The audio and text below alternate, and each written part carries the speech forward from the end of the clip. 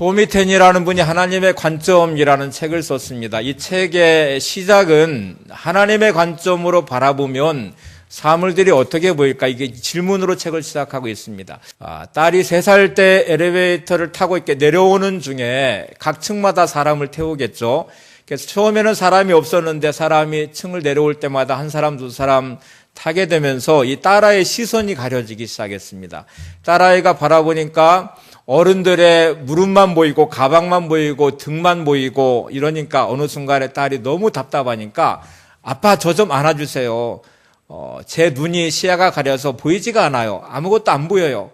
이렇게 이제 아이가 소리를 쳤습니다. 그래서 토미테니가 그 아이를 번쩍 들어 올려서 아빠의 시선에 눈높이만큼 올렸는데 그때까지 이 딸아이의 시선을 생각해 보지 않았었다고 합니다. 그러니까 자기가 바라보는 시선은 키가 크기 때문에 시야가 충분히 확보되고 답답하지가 않았는데 딸아이 3살짜리 딸아이는 키가 작잖아요. 그리고 어른들이 타면서 그의 시선을 점점 가리기 시작했고 보이는 것이라고는 어른들의 무릎, 가방, 등 이런 것만 보이게 되니까 답답하게 돼서 아이가 소리를 치게 됐고 아이를 들어 올렸을 때 아이의 시선이 아빠의 시선만큼 높아지게 되고 아빠가 보는 것을 보게 되었다는 거예요. 그래서 토미테니가 이제 그거에 깨달음을 얻어서 우리가 살아가면서 여러 가지 일들을 만날 때 참 답답하다, 힘들다, 어렵다, 나는 실패했다, 내게는 희망이 없다 이렇게 나의 시선으로 바라보고 있는데 만약에 내가 하나님의 시선, 하나님의 관점으로 바라보면 어떻게 보일까? 그래서 오늘 여러분이 말씀을 통해서 하나님 나의 시선이 하나님의 시선으로 나의 관점이 하나님의 관점으로 반드시 회복되게 하시고 그래서 내 삶이 하나님이 주신 은혜를 통해서 다시 한번 도약하고 회복의 은혜를 누리기를 원합니다. 이렇게 좀 고백을 하시고 다짐을 하시면서 말씀을 들으시기 바랍니다. 에레미야가 선지자로 활동하던 시대는 요시야 왕부터 시드기야 왕, 남왕국 유다가 멸망할 때까지 4대에 걸쳐서 왕이 있는 동안에 선지자로 활동했어요. 40년 동안 활동했는데 긴 시간 동안 에레미야가 선지자로 활동을 했습니다. 오늘 읽은 말씀이 하나님이 에레미야를 부르시면서 또 많은 말씀을 주셨는데 그중에 크게 2가지의 환상을 보게 하셨어요. 살구나무의 환상을 보게 하시고 또 다른 하나는 펄펄 끓는 가마가 북쪽에서부터 남쪽으로 쏟아지는 환상을 보게 하셨습니다. 2번째 환상인 이 끓는 가마가 북쪽에서부터 기울어져 남쪽으로 쏟아지는 이 환상의 의미는 성경에 하나님이 설명을 해주셨어요. 이 끓는 가마는 북쪽에 있는 끓는 가마가 쏟아지는 것은 바벨론을 의미하고 쏟아져서 이렇게 다 초토화되는 이 상황은 남왕국 유다를 의미한다. 그래서 남왕국 유다가 멸망할 것임에 대한 말씀을 에레미야에게 주시고 이거를 선포하도록 전하도록 하셨습니다. 에레미야가 이스라엘 민족 남왕국 유다의 멸망을 선언해야 되고 그들의 죄를 고발하고 하나님의 심판을 선언해야 되니까 이게 얼마나 가슴이 아픈 일이에요. 만약에 에레미야 선지자가 이스라엘의 멸망만 선포했으면 이건 복음이 될 수가 없습니다. 하나님이 왜 심판을 하시는지, 하나님이 왜 사랑하는 민족인 남왕국 유다를 멸망시켜야 하시는지를 알아야 되죠. 그래서 첫 번째 환상인 오늘 말씀드리려고 하는 살구나무의 환상이 대단히 중요합니다. 하나님이 에레미야에게 주신 말씀을 한번 보세요. 이 주신 말씀 선지자로 부르시면서 이렇게 말씀을 하십니다. 에레미야 1장 10절입니다. 보라 내가 오늘 너를 여러 나라와 여러 왕국 위에 세워 내가 그것들을 뽑고 파괴하며 파멸하고 넘어뜨리며 건설하고 심게 하였느니라 하시니라.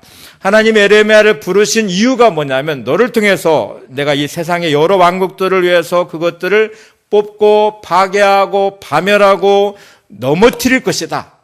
그리고 그 다음에 하시는 말씀이 건설하고 심을 것이다. 이렇게 말씀을 하세요. 새 집을 짓기 위해서는 낡은 집을 반드시 무너뜨려야 됩니다. 무너뜨리고 그 터위에 새로운 집을 지어야 돼요. 지금 이스라엘 민족의 영적 상태는 죄로 인해 타락했기 때문에 반드시 하나님의 심판 가운데 멸망하게 될 것입니다. 무너뜨릴 것입니다. 파괴할 것입니다. 넘어뜨릴 것입니다. 뽑아버릴 것입니다. 근데 이유는 다시 이스라엘 민족을 건설하시기 위해서, 세우시기 위해서 그렇게 하신다는 거예요. 살구나무의 비유는 하나님의 회복에 대한 아주 중요한 메시지를 담고 있습니다. 우리가 에레미야 선지자를 보통 눈물의 선지자 이렇게 말을 합니다. 에레미야와 에레미야 애가를 지었잖아요. 눈물의 선지자일 수밖에 없는 것이 자기 사랑하는 동족의 멸망을 선언해야 됩니다. 그들의 죄를 고발해야 됩니다. 나라가 멸망할 것이라는 것을 하나님 말씀을 대언하면서 선포를 하는데 이거를 누가 듣기 좋아하겠어요? 할 수만 있으면 축복의 말을 하고 싶죠. 할 수만 있으면 잘 된다고 말해주고 싶죠. 할 수만 있으면 이스라엘 민족을 사랑하는 마음을 담아서 그들이 정말 잘 되는 그런 말을 하고 싶어요. 그런데 하나님이 주시는 말씀은 죄를 고발하는 말씀을 하게 하시고 하나님의 심판을 선언하게 하시고 남왕국 유다의 멸망을 선언하게 하십니다. 왕들은 이 말을 너무너무 듣기 싫어했어요. 지도자들은 이 말을 너무너무 듣기 싫어했어요. 이스라엘 백성들은 에레미야 선지자의 하는 이 말을 듣기 싫어했습니다. 그래서 온갖 핍박을 했고 왕들은 에레미야를 감옥에 가두기까지 했습니다.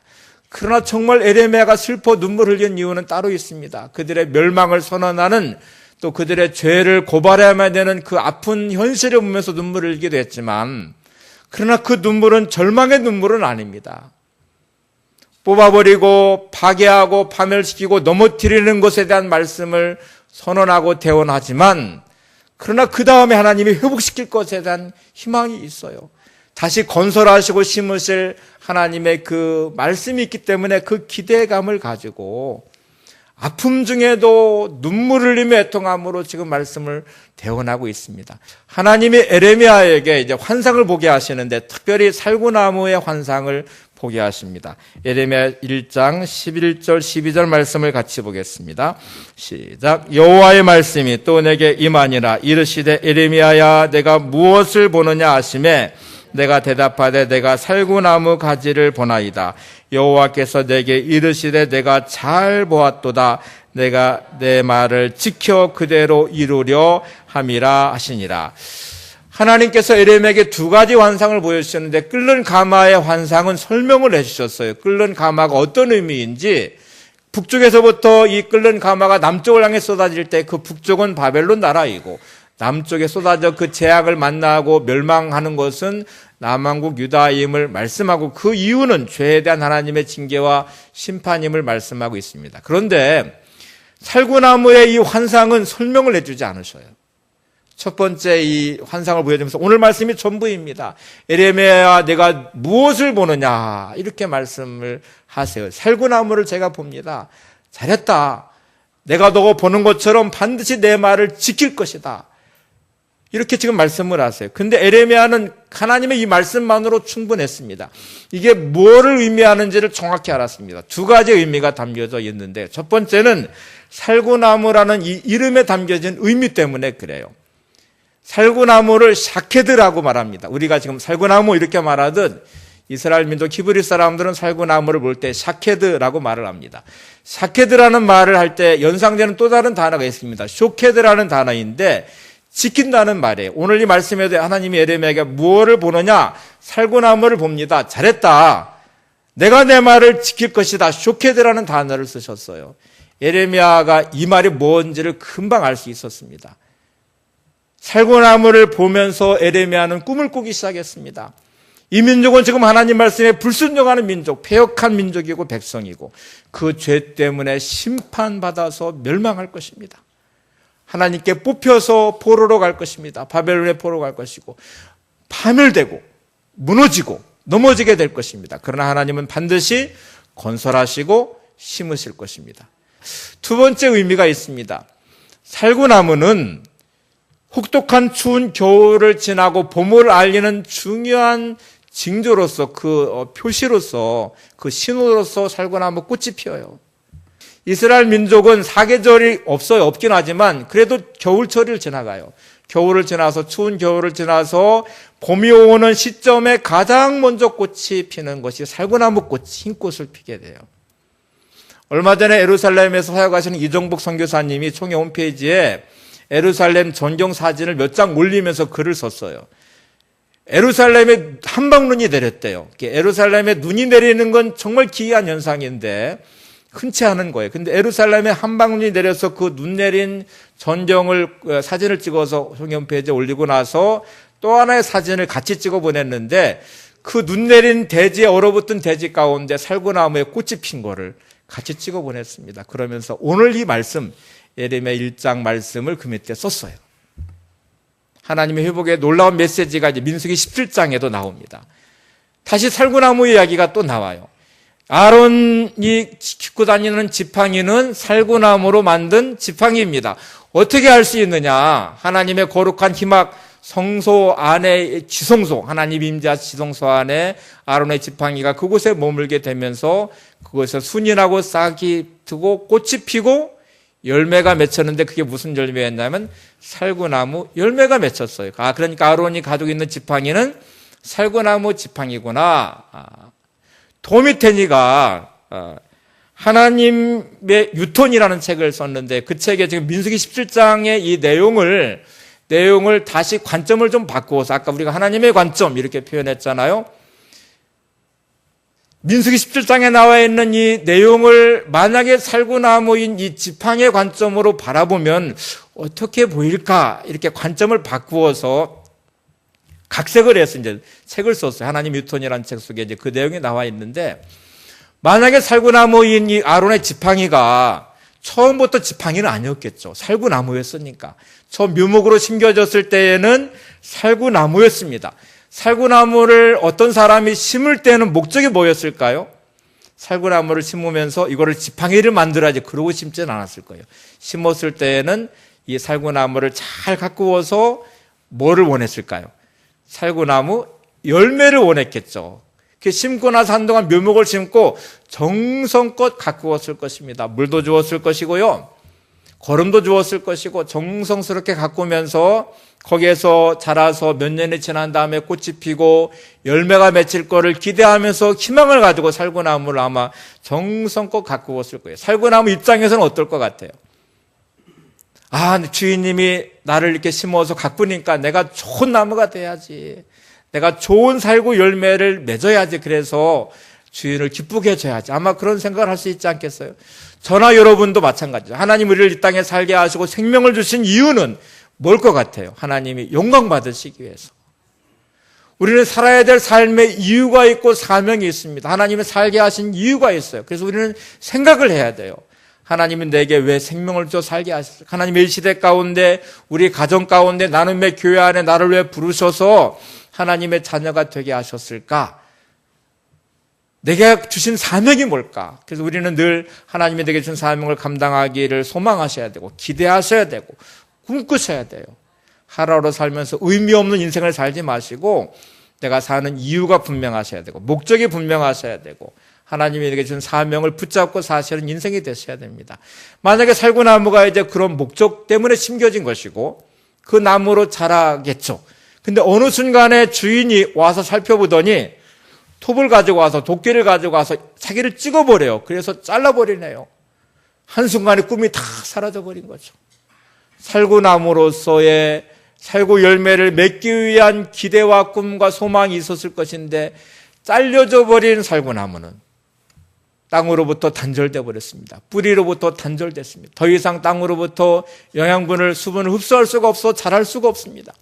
하늘로부터 내려지는 햇빛을 받아서 광합성 작용을 하고 푸른 잎이 나고 꽃이 피고 열매를 맺을 수가 없습니다. 순식간에 희망이 사라지죠. 우리 인생도 이 살구나무처럼 잘려진 순간이 있어요. 어느 순간에 내가 기대했던 것, 내가 소망했던 것, 내가 바라보았던 어떤 미래의 모든 꿈이 산산조각 나버린 어느 시점, 잘려져 버렸듯이 꿈이 사라지면 어느 시점, 실패한 자리, 절망의 자리, 단절돼 버린 내 삶의 순간들, 절망하죠. 고통에 신음하게 되죠. 불평과 원망을 할 수도 있죠. 이 살구나무 가지가 아마 그랬을 거예요. 그런데 이게 다듬어져서 누군가의 지팡이가 돼버렸네요. 근데 이게 아론의 지팡이예요. 그나마 내가 쓰임새가 있구나. 아론의 지팡이가 되어서 그냥 이 아론 제사장의 지팡이로서 내가 역할을 하는구나. 그랬는데 또 어느 순간에 컴컴한 방에 그냥 던져져 버렸어요. 그 앞에 내용들을 쭉 민수기 17장 이제 앞으로부터 쭉 보시면 이스라엘 백성들이 불평과 원망이 가득하고 광야를 지나면서 하나님에 대한 감사도 잃어버리고 모세와 아론의 지도력에 대해서도 도전하기 시작하고 이런 원망하는 이스라엘 백성들을 향해서 하나님이 이거를 증표를 삼아서 하나님의 살아계심을 증명하고 아론의 지도력을 인정해 주시기 위해서 12지파의 대표들을 다 뽑게 하시고 그들이 가진 지팡이를 다 회막 성소에 하나님이 임재하시는 지성소 안에 증거궤 앞에 그 지팡이들을 놓도록 하셨습니다. 이제 다시 지팡이의 관점으로 돌아와 보면 내 던져진 거잖아요. 지팡이로 쓰임받다가 어느 순간에 지성소는 햇빛 하나 들어오지 않은 컴컴한 곳입니다. 그곳에 지팡이가 내 던져졌습니다. 다시 절망할 수밖에 없죠. 나는 또 버림받았구나. 내게는 희망이 없구나. 버려진 것 같은 어느 순간에 사람들로부터의 배신, 환경의 어려움들, 사업의 실패, 가정의 문제들, 눈물을 흘리며 단절된 어느 외로움과 고통에 신음하는 순간이 있을 것입니다. 아마 이 지팡이가 그런 절망감을 느끼겠죠. 도미테니가 이 부분을 책에서 이렇게 썼습니다. 한번 인용을 해볼게요. 같이 한번 보세요. 지팡이들은 불안한 침묵 속에 그리고 지륵 같은 어둠 속에 남게 되었습니다. 그리고 휘장은 곧 바로 원래 있던 상태대로 드리워졌습니다. 완전히 버림받은 채 모든 꿈이 깨지고 모든 희망이 사라지게 된 살구나무 지팡이는 혼자라고 느꼈고 어둠 속에서 절망했습니다. 살구나무 지팡이는 생각했습니다. 가장 좋은 살구나무가 되는 것이 내가 바랐던 전부였어. 그렇게 될 수 없게 되었을 때 가장 좋은 지팡이가 되는 것만 바랐다고. 그런데 이제 저 사람들은 우리를 없애버리기로 작정한 모양이야. 자, 여기까지 이야기를 성경 말씀으로 다시 확인을 해볼게요. 민수기 17장 1절에서 4절입니다. 시작. 여호와께서 모세에게 말씀하여 이르시되 너는 이스라엘 자손에게 말하여 그들 중에서 각 조상의 가문을 따라 지팡이 하나씩을 취하되 곧 그들의 조상의 가문대로 그 모든 지휘관에게서 지팡이 12를 취하고 그 사람들의 이름을 각각 그 지팡이에 쓰되 레위의 지팡이에는 아론의 이름을 쓰라. 이는 그들의 조상의 가문에 각 수령이 지팡이 하나씩 있어야 할 것임이니라. 그 지팡이를 희막 안에서 내가 너희와 만나는 곳인 증거궤 앞에 두라. 여러분, 살구나무 지팡이처럼 이렇게 버려진 것 같은 모든 것이 끝나버린 것 같은 절망감에 쌓여있을 때가 있습니다. 그러면 우리 어떻게 해야 될까요? 이 지팡이가 지금 중요한 변화를 일으키기 시작하는데 그 시점은 증거궤 앞에 거룩한 하나님이 임재하시는 지성소 앞에 있다는 사실입니다. 저와 여러분은 가장 절망스러운 순간에 하나님을 만나셔야 됩니다. 잠잠히 하나님을 바라보셔야 됩니다. 하나님의 인도하심을 구하셔야 됩니다. 내게는 답이 없지만 하나님께는 답이 있음을 믿으셔야 됩니다. 내게는 희망이 없지만 모든 것이 끝난 것 같은 그 자리이지만 하나님은 다시 시작하실 것입니다. 하나님은 우리의 끝나버린 자리에서 하나님의 꿈은 다시 펼쳐질 것입니다. 이 마음과 믿음이 내게 있어야 되죠. 지성소 안에 증거궤 앞에 하나님 임재하신 그 순간에 그 자리에 놓여진 이 지팡이에게 변화가 일어나기 시작했어요. 성경은 이 변화를 이렇게 증언하고 있습니다. 민수기 17장 7절 8절 말씀을 보세요. 시작. 모세가 그 지팡이들을 증거의 장막안 여호와 앞에 두었더라. 이튿날 모세가 증거의 장막에 들어가 본즉 레위 집을 위하여 낸 아론의 지팡이에 움이 돋고 순이 나고 꽃이 피어서 살구 열매가 열렸더라. 이 지팡이들을 여호와 앞에 두니까 그 안에서 변화가 일어나기 시작했죠. 더 놀라운 사실은 그 다음날 일어나기 시작했어요. 하룻밤 사이 일어난 이 변화, 메말라버린 이 지팡이 안에 순이 돋고 꽃이 피고 열매를 맺은 이 놀라운 기적 같은 일들이 일어났네. 그 다음날 모세가 지성소 안에 증거궤 앞에 놓여지는 지팡이들을 꺼내왔습니다. 꺼내왔는데 그 중에 아론의 지팡이는 놀라운 변화가 생겼잖아요. 순이 나고 꽃이 피고 살구 열매가 맺혀진, 지팡이에 살구 열매가 맺혀진 놀라운 기적을 봤는데 이 기적을 패역한 이스라엘 백성들, 불순종한 이스라엘 백성들을 향해서 하나님의 살아계심을 증거하는 표징이 되게 하셨대요. 증거로 삼으셨대요. 성경을 한번 보세요. 민수기 17장 9절 10절입니다. 시작. 모세가 그 지팡이 전부를 여호와 앞에서 이스라엘 모든 자손에게로 가져오매 그들이 보고 각각 자기 지팡이를 집어들었더라. 여호와께서 또 모세에게 이르시되 아론의 지팡이는 증거궤 앞으로 도로 가져다가 거기 간직하여 반역한 자에 대한 표징이 되게 하며 그들로 내게 대한 원망을 그치고 죽지 않게 할지니라. 자, 이제 아주 중요한 말씀이에요. 하나님께서 이 아론의 이 마른 지팡이에서 순이 돋고 꽃이 피고 살구 열매를 맺게 하신 거를 이스라엘 백성들에 대해서 하나님의 살아계심을 증거하는 표징이 되게 할 것이다. 패역한 이 백성, 원망하는 이 백성을 향해서 더 이상 원망하지 않고 패역한 백성이 되지 않도록 하나님의 살아계심을 증거하는 표징이 되게 할 것이다. 그러면서 아론의 지팡이를 어디다 두라게 되면 다시 지성소 안에 증거기 앞에 두어라, 이렇게 말씀을 하세요. 잘 생각해 보세요. 지금은 꽃이 펴서 열매를 맺고 있지만 여전히 이 지팡이는 땅에 연결되어 있지 않습니다. 수분을 공급받을 수가 없습니다.